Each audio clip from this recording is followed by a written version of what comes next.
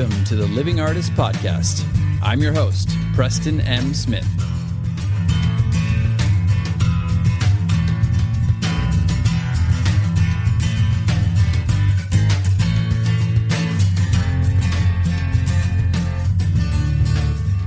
Hey, everybody. Welcome to the Living Artist Podcast. I'm Preston M. Smith, at PMS Artwork everywhere on internet land and socials. I want to thank you for landing on this podcast. Whether you're a professional artist, just getting started in the art world, a collector of art, or just consider yourself a creative person, this podcast has something for you. I like to think of it as a fun way to rant and talk to other creative people about living the life of an artist, surviving and getting ahead in the art world, and enjoying your life. But most importantly, not waiting until you're dead to make it happen. All right, let's get started.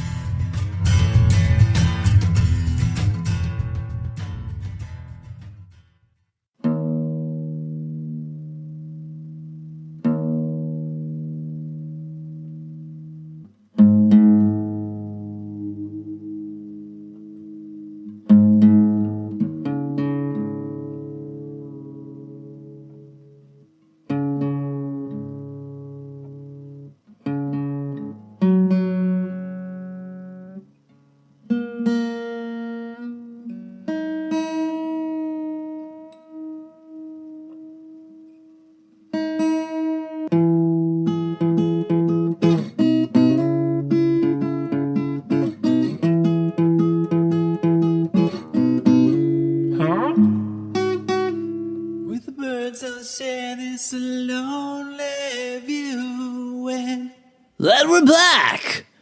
Welcome back to the podcast. Has this become a musical jam session of bad guitar? No, it has not. But it did spark an idea last week to start off with something like this because I was tuning the guitar, as many of you might know, and many of you out there might be like, that wasn't tuned to a pure G or whatever the fuck you think. That's fine. That wasn't the purpose of all that. The purpose was just to lead us into what we're going to talk about, which is kind of tuning yourself in to your purpose or your path as an artist to achieve what you want to achieve. So let's get into it.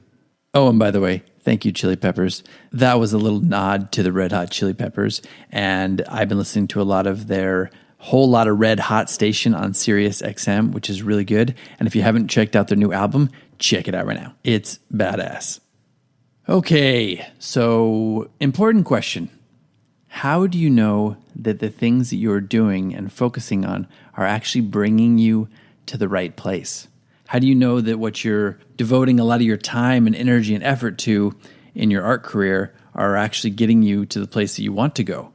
Or are they just taking you down a path that you don't want to go to? Well, that's a good question, but I think I have a very simple answer for this and a way to kind of gauge what you're doing. Because I think a lot of people think and have been programmed to believe that you have to work really hard. You have to be doing a lot of efforting. You know, it has to be really show all this hard work that you're doing in order to be able to like achieve the things that you want to achieve. And look, I'm not disagreeing with that. I've worked my butt off over 2 decades to get to where I am, and it took a lot of time. But I know in many different periods during those 2 decades, I was wasting time on things that really were taking me down a path I didn't want to go down. Or I thought, oh, I need to do this because everybody else says to do this. Like I really got to go the gallery route, or I really got to figure out a way to intern at a gallery, or, you know, I just have to do a lot of shows. I got to do a lot of, trade shows. I got to start doing that. I got to start selling my work that way. And those are all paths, right? Those are all good paths and honest and valid paths, but they were not the paths for me. Now, galleries I still love and I still take part in, and those are a path for me. But I found my one true path, which really has gotten me to the place where I am today. And thankfully I found that, but it took a lot of soul searching. It took a lot of trial and error. It took a lot of like tuning in to myself. Tuning in to myself and to like really getting on the right frequency if you want to keep the metaphor going. But I just want to save you some time, or at least give you something to think about when it comes to figuring out if you're putting your effort towards the right end goal or, in the right place. I think the answer is fairly straightforward and fairly simple.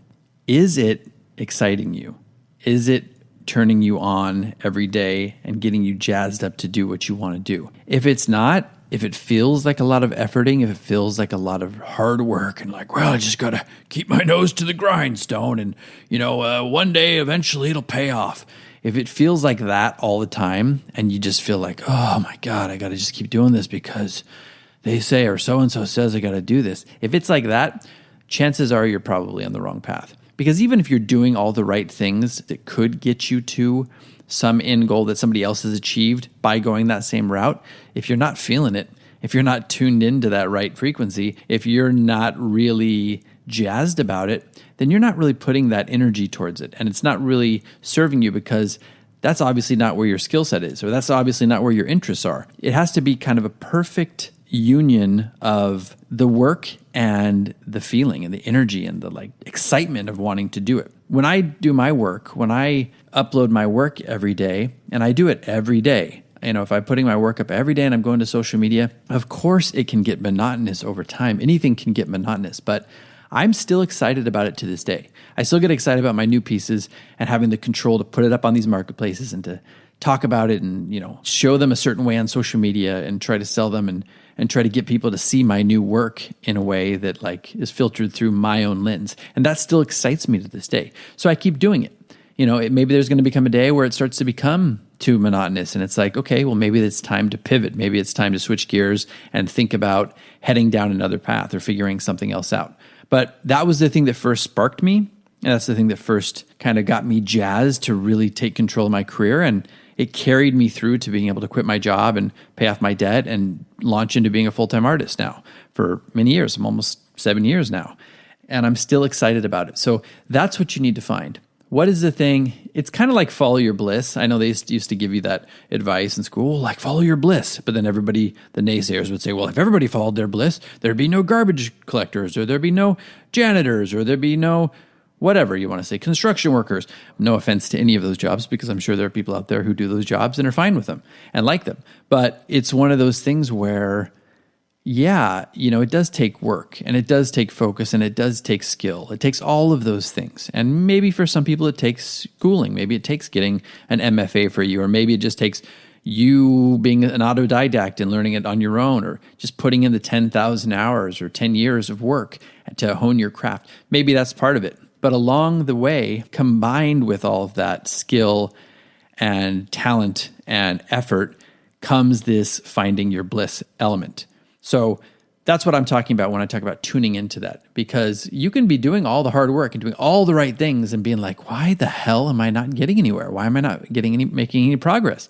Because chances are you might not be liking what you're doing. You might be hating what you're doing. You might be hating all the I got to submit to 10 more galleries today, or I got to do another road show, or I got to do, I got to get back in the studio and create more of these pieces that I really don't like, that don't speak to me. It's not the real style that I want to be going in. So this can be applied to your style too. If you think you should be painting a certain style, but at heart you really want to be painting a different style, that's what you should be tuning into.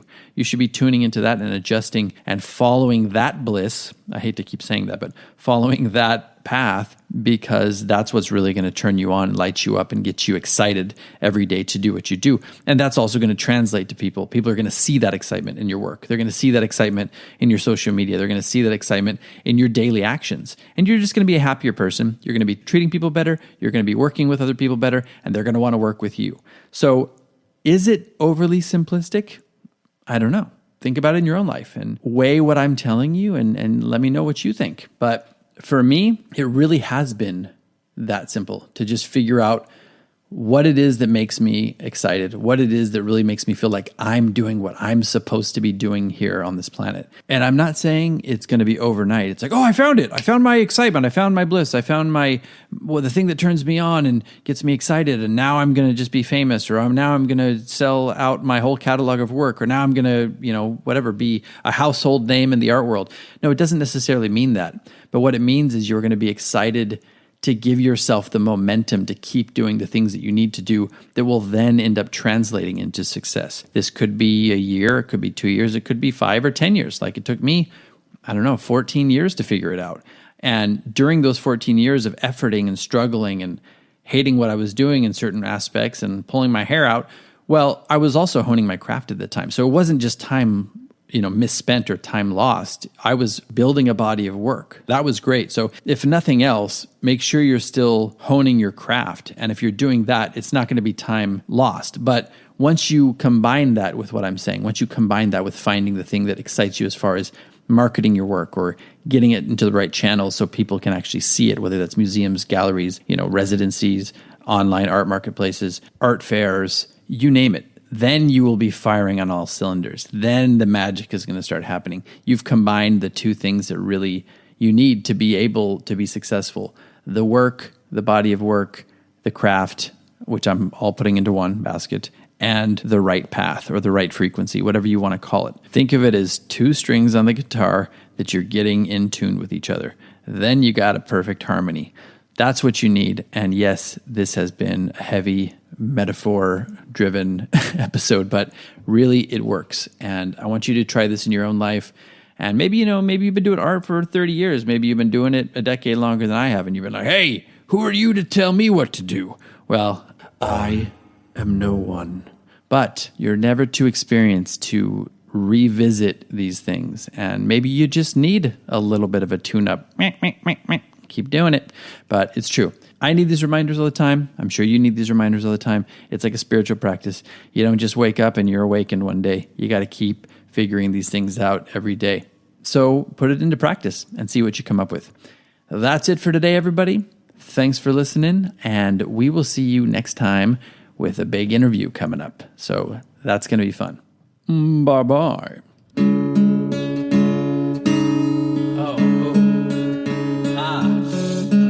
I'm in tune, right? No, you're not in tune. Yeah. Can you please... stop it. It's killing me. Oh, God.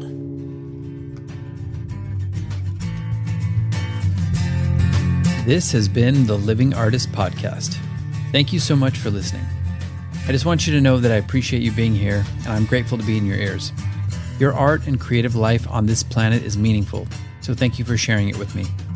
If you like this podcast, whatever platform you're listening to it on, please subscribe and share it with your friends. You can also leave me a positive review to show your support. This helps me to reach more people with the algorithmic magic and keep the show going strong. If you want to see more of what I do and check out the art that I create, you can visit my website at www.pmsartwork.com or follow me on social media everywhere at PMS Artwork. That's it for now. See you back here next time.